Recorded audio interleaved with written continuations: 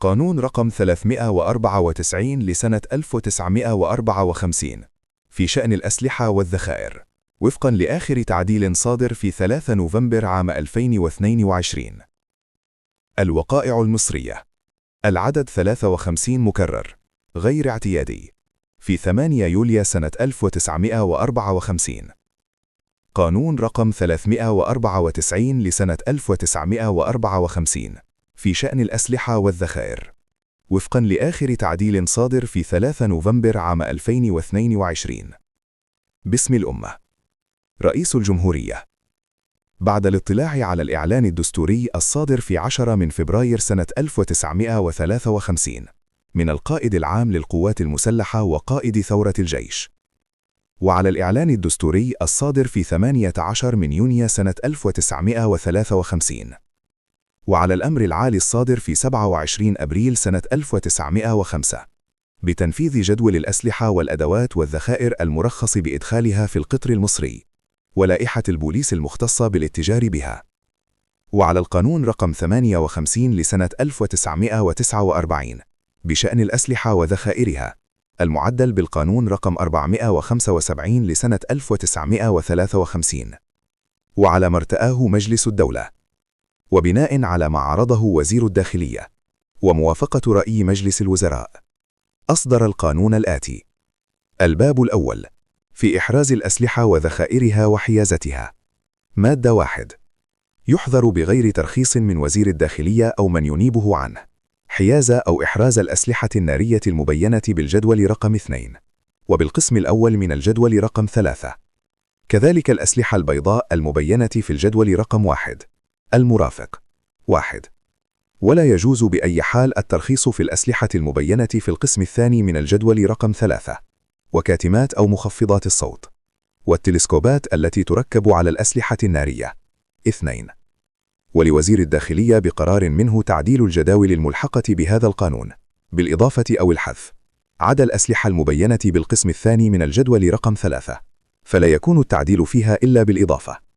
مادة 1 مكرراً.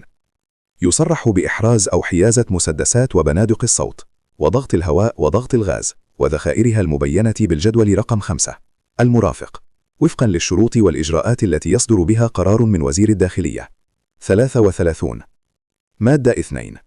يسري الترخيص من تاريخ صدوره وينتهي في آخر ديسمبر من السنة الثالثة بما في ذلك سنة الإصدار، ويكون تجديد الترخيص لمدة 3 سنوات. أما التراخيص التي تمنح للسياح فتكون لمدة لا تجاوز 6 أشهر، وفي جميع الأحوال لا تتغير مدة سريان الترخيص عند إضافة أسلحة جديدة إليه. 3. مادة 3. الترخيص شخصي، فلا يجوز تسليم السلاح موضع الترخيص إلى الغير قبل الحصول على ترخيص في ذلك طبقاً للمادة الأولى. مادة 4. لوزير الداخلية أو من ينيبه عنه رفض الترخيص أو تقصير مدته أو قصره على أنواع معينة من الأسلحة أو تقييده بأي شرط يراه، وله سحب الترخيص مؤقتاً أو إلغاؤه، ويكون قرار الوزير برفض منح الترخيص أو سحبه أو إلغائه مسبباً. وعلى المرخص له في حالتي السحب والإلغاء أن يسلم السلاح إلى مقر البوليس الذي يقع في دائرته محل إقامته، وله أن يتصرف فيه بالبيع أو بغيره من التصرفات إلى شخص مرخص له في حيازته أو تجارته أو صناعته خلال 2 أسبوعين من تاريخ إعلانه بالإلغاء أو السحب، ما لم ينص في القرار على تسليمه فوراً إلى مقر البوليس الذي يحدده. 4. ولمن ألغي أو سحب ترخيصه أن يتصرف في السلاح أو يتنازل عنه لوزارة الداخلية بدون مقابل أو تعويض. 5. 33. يحصل رسم شهري مقابل حفظ وإيداع السلاح المسحوب أو الملغي ترخيصه لا تجاوز قيمته 500 جنيه، يبدأ استحقاقه بانقضاء 60 يوماً من تاريخ تسليم السلاح، ويضاعف هذا الرسم بعد انقضاء 90 يوماً من تاريخ استحقاقه دون التصرف في السلاح، ويجوز تحصيل الرسم بطريق الحجز الإداري عند عدم سداد 2 شهر، ويصدر وزير الداخلية قراراً يحدد فيه فئات هذا الرسم المستحق، ويعفى من سداده من تنازل عن السلاح لوزارة الداخلية. 6. 33. وتقوم وزارة الداخلية بتحصيل هذا الرسم نقداً أو بإحدى وسائل الدفع غير النقدي على أن تؤول نسبة 10% من هذا المبلغ للخزانة العامة للدولة، وتؤول باقي الحصيلة لوزارة الداخلية. 33. مادة 5. يعفى من الحصول على الترخيص المنصوص عليه في الفقرة الأولى من المادة الأولى: 1. الوزراء الحاليون والسابقون. 2. موظف الحكومة العاملون المعينون بأوامر جمهورية أو بمراسيم أو في الدرجة الأولى، كذلك ضباط العاملون. 3. موظف الحكومة السابقون المدنيون والعسكريون من درجة مدير عام فأعلى. 4. مديرو الأقاليم والمحافظون الحاليون والسابقون. 5. أعضاء السلكين الدبلوماسي والقنصلي الأجانب بشرط المعاملة بالمثل. 6. موظف المخابرات الحاليون والسابقون من درجة مدير عام فأعلى الذين يشغلون أو شغلوا وظائف مخابرات طبقا للقانون رقم 100 لسنة 1971 بشأن المخابرات العامة. 7. أعضاء مجلسي الشعب والشورى السابقون. 8. طلبة المدارس والمعاهد والجامعات داخل الأماكن التي تحدد بقرار من وزير التربية والتعليم بالاتفاق مع وزير الشؤون البلدية والقروية لتدريبهم على الرماية. 9. من يرى وزير الداخلية إعفاؤه من الأجانب وأعضاء مباريات الرماية الدولية. 10. وعلى هؤلاء جميعا أن يقدموا خلال شهر من تاريخ حصولهم على الأسلحة بيانا بعددها وأوصافها إلى مقر البوليس الذي يقع في دائرته محل إقامته، وتسلم إلى كل من قدم البيان المذكور شهادة بذلك، وعليهم الإبلاغ كذلك عن كل تغيير يطرأ على هذه البيانات خلال شهر من التغيير. ولوزير الداخلية أو من ينيبه عنه إسقاط الإعفاء، وتسري في شأن الإسقاط أحكام الإلغاء المنصوص عليها في المادة الرابعة. 10. مادة 6. لا يجوز حيازة أو إحراز الذكائر التي تستعمل في الأسلحة إلا لمن كان مرخصا له في حيازة السلاح وإحرازه، وكانت متعلقة بالأسلحة المرخص فيها طبقا لأحكام هذا القانون. مادة 7.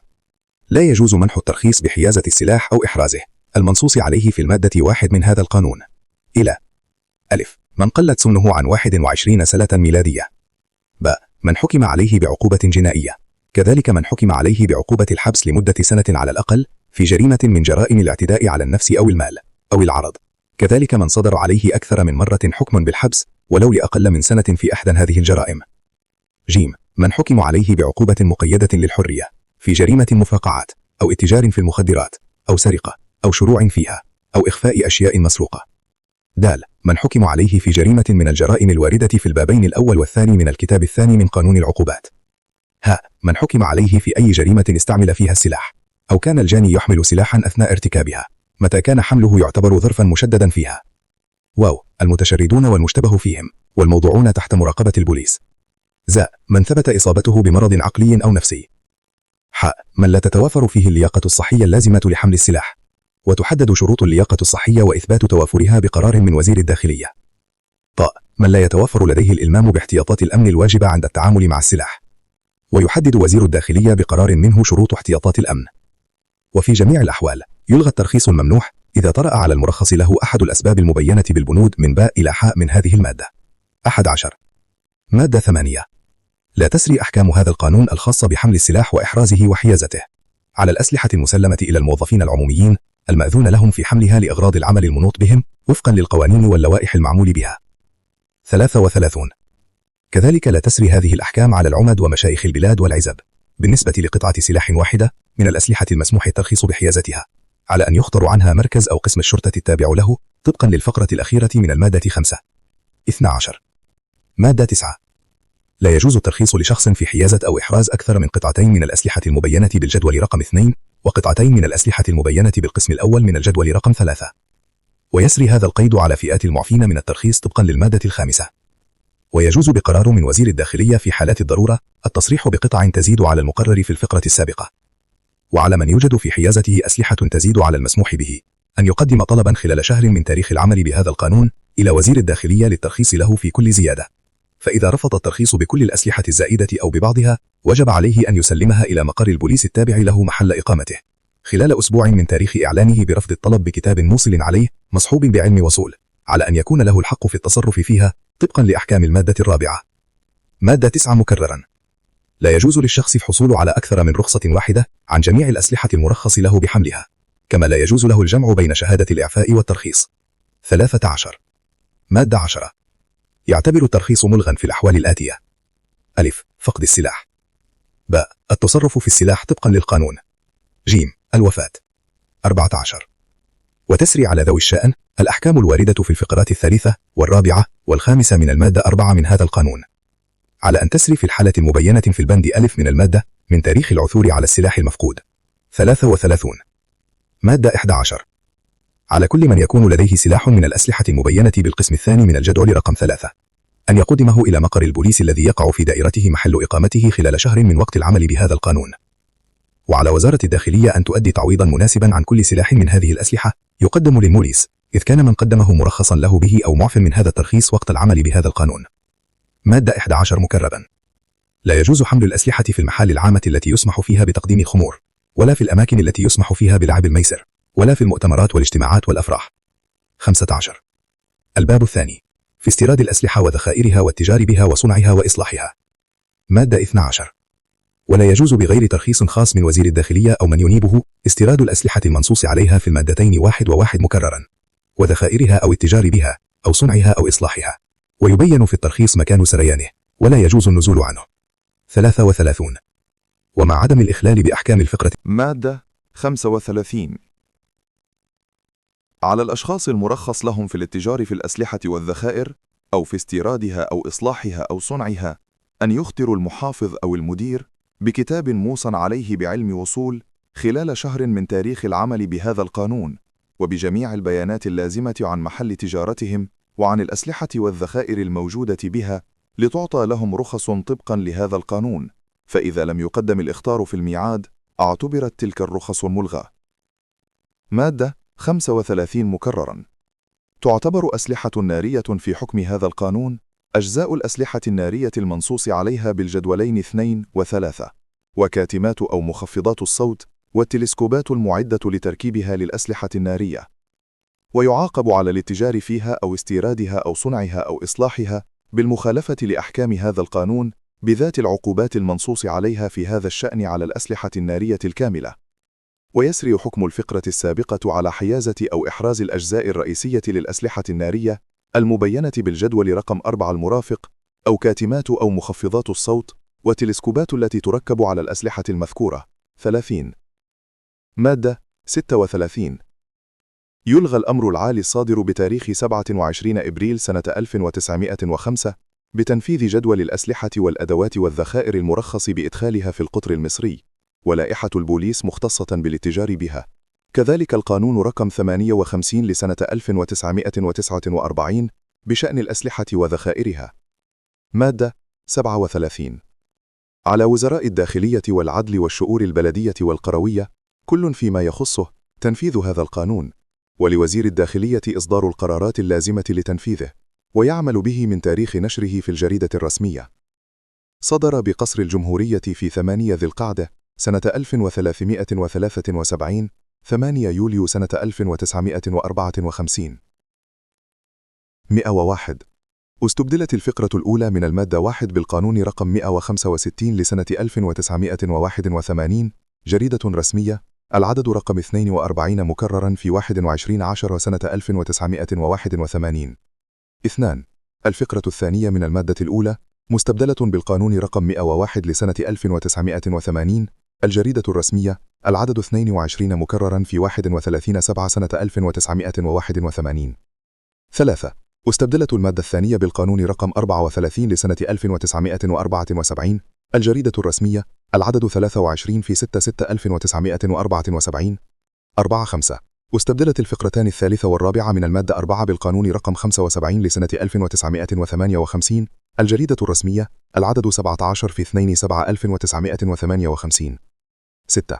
أضيفت الفقرة الأخيرة من المادة 4 بالقانون رقم 26 لسنة 1978، الجريدة الرسمية، العدد 22 في 1/6/1978.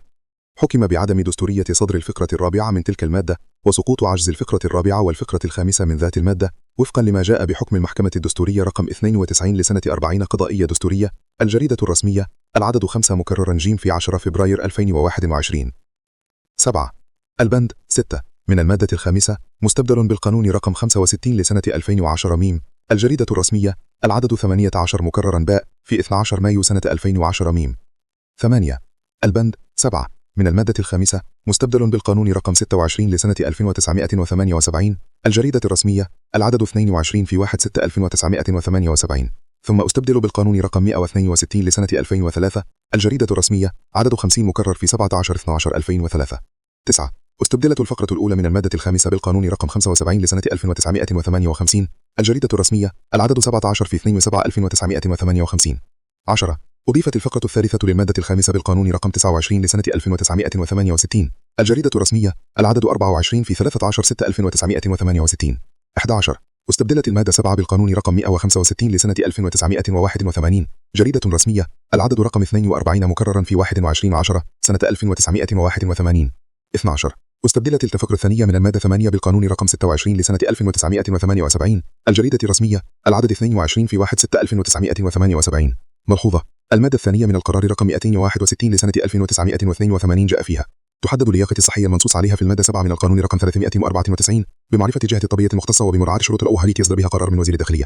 13. أضيفت المادة 9 مكررا بالقانون رقم 75 لسنة 1958. الجريدة الرسمية العدد 17 في 2/7/1958. 14. المادة 10 مستبدلة بالقانون رقم 13 لسنة 1978. الجريدة الرسمية العدد 22 في 1/1977. حكم بعدم دستورية الفقرة الثانية من المادة وفقا لما جاء بحكم حكومة الدستورية 95 ثوابت الدستورية. الجريدة الرسمية العدد 5 مكررا في 10 فبراير 2021. 15. أضيفت المادة 11 مكررا بالقانون رقم 75 لسنة 1978. الجريدة الرسمية العدد 17 في 2/7/1958. 16. استبدلت المادة 13 بالقانون رقم 75 لسنة 1998. الجريدة الرسمية هي عدد 19/7/1958. 17. أضيفت المادة 13 مكررا بالقانون رقم 75 لسنة 1958. الجريدة الرسمية العدد 17 في 2/7/1958. 18. استبدلت المادة 11 بالقانون رقم 165 لسنة 1981. الجريدة الرسمية العدد رقم 42 مكررا في 21/10 سنة 1981. 19. أضيفت مادة 18 مكررا بالقانون رقم 75 لسنة 1958. الجريدة الرسمية العدد 17 في 2/7/1958. 20. استبدل المادة ج من المادة 19 بالقانون رقم 75 سنة 1988. الجريدة الرسمية العدد 17 في 2/7/1958. 21. ألغيت المادة 25 بالقانون رقم 75 لسنة 1958. الجريدة الرسمية العدد 17 في 2/7/1958.